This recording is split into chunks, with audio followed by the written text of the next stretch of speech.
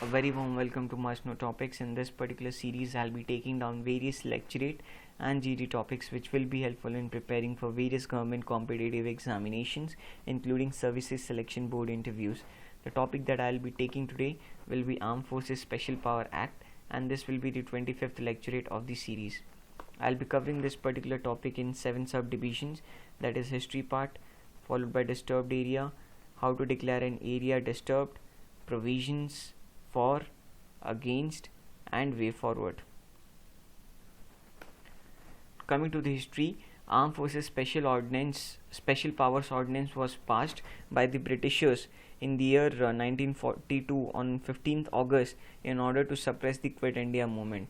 Moreover, Government of India promulgated 4 ordinances in 1947 to deal with internal security issues which was arising due to partition, and the states were Bengal, Assam, United Provinces and East Bengal, and these ordinances later became acts.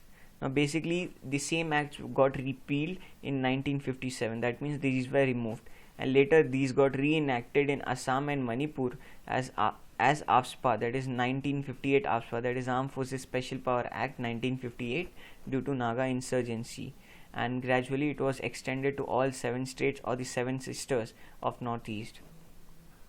Now the AFSPA was also extended to Punjab and Chandigarh, and in Chandigarh in the year 1983, and later it was withdrawn in the year 1997.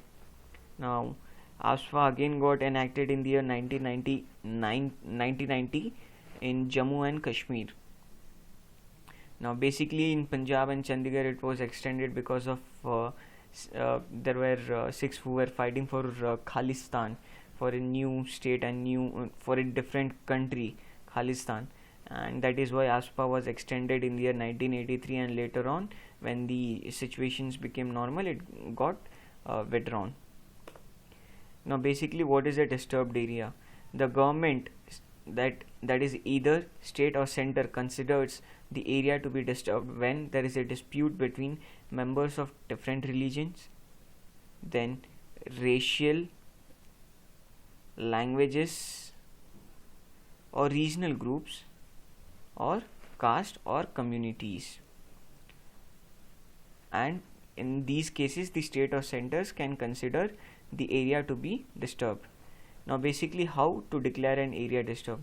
Now basically the section 3 of ASPA, that is Armed Forces Special Power Act 1958, empowers the governor of the state or the union territory to issue an official notification on the Gazette of India, following which the center has the authority to send in armed forces for civilian aid. Now basically if we see this particular section, it is still unclear whether the governor has to prompt the center to send in the army, or whether the center will send its troop on its own after the notification is published. Now once declared disturbed, the region has to maintain cure status for a minimum of 3 months. That means it cannot be removed for a period of 3 months according to the Disturbed Areas Act 1976. So as per Disturbed Areas Act 1976, if a particular area is being declared as disturbed, its status cannot be removed for a minimum period of 3 months. In order to repeal the law completely, both DAA, that is Disturbed Areas Act, and AFSPA should be repealed. Now Punjab and Chandigarh 1997, it became the first state to do away with AFSPA, and that happened in the year 1997. Now the state government can also suggest whether the act is required to be enforced or not, but under section 3 of the act their opinion can still be overruled by the governor or the center. So here the center or the governor has the power, and if they feel that it is not required to be removed, then they will not remove it, but still the state governments can suggest, and finally the decision is on the center or the governor. Coming to the provisions, there are some specific provisions under this act, that is Armed Forces Special Power Act. that is fire upon or use forces against any person acting in contravention of the law in the disturbed area. The suspicious people can be arrested without warrant, conduct searches without warrants for evidence to recover a wrongfully confined person or property or arms or explosives, destroy any structure suspected to house an ammunition dump, shelters from which armed attacks are likely to be made.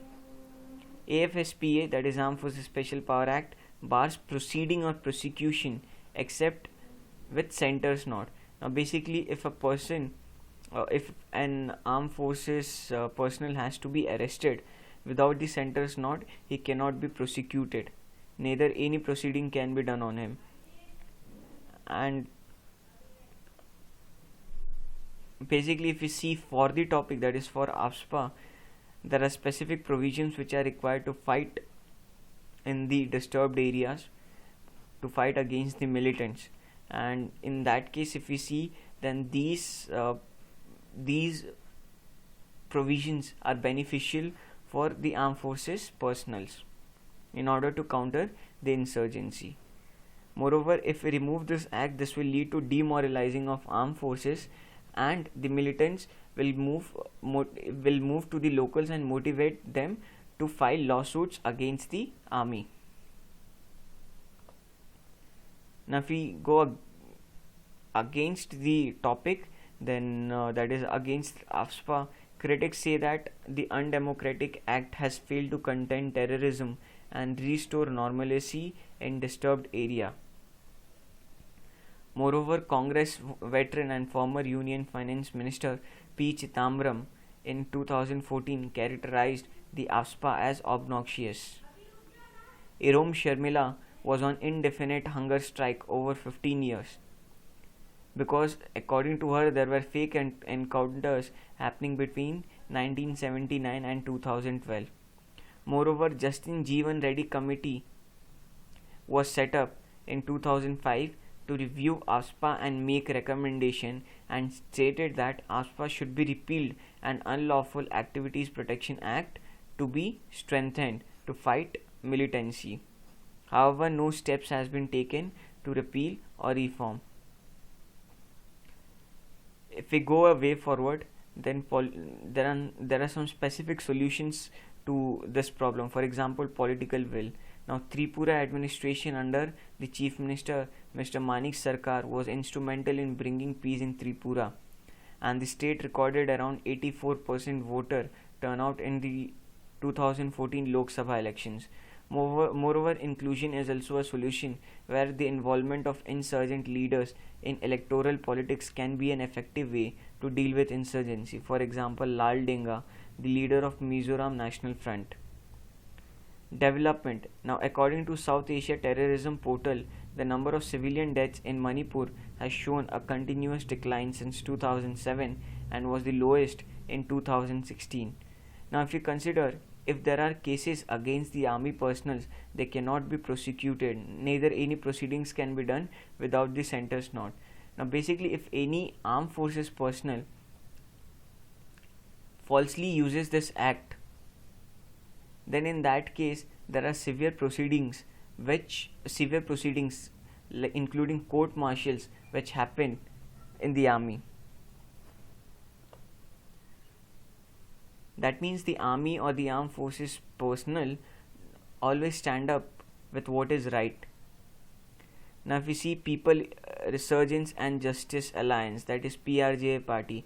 Now, basically, Irom Sharmila was on fast for over 15 years, indefinite hunger strike for 15 years, and later on she realized that that is not the solution, so she formed her own party, that is People Resurgence and Justice Alliance party. Moreover, the task of the army is to combat the external aggression and not policing and internal security of the country. In case of internal security, we already have paramilitary forces and state police forces who are responsible for maintaining the internal securities, and both state and center government should actively work towards strengthening the police forces. Moreover, Army has also taken on economic and development roles in order to win hearts and minds of people. For example, Operation Sadbhavana, which happens in J&K. Now, presently, if we see that in Mizoram, Nagaland, Manipur, Assam, Jammu and Kashmir, and Arunachal Pradesh, some parts all have AFSPA enacted over there, and the AFSPA can be slowly removed when the militancy is completely eradicated. So thus, according to me, I think the provisions which have been given to the armed forces personals under the AFSPA is very much required to fight the insurgency in such areas where the locals are much more supportive to the militants. And in this manner, and that is one of the major reasons for why this act should be enacted, why this act should be kept and should not be repealed. In case it has to be repealed when the militancy is completely eradicated over a region, it can be removed. For example, Tripura, where peace was brought in, and ASPA is not enacted in Tripura as of now. It has been repealed from the state. And if we see 1958, it was enacted in all the 7 states. So I hope this topic would have been useful. In case you like this video, do hit the like button and subscribe the channel. Thank you.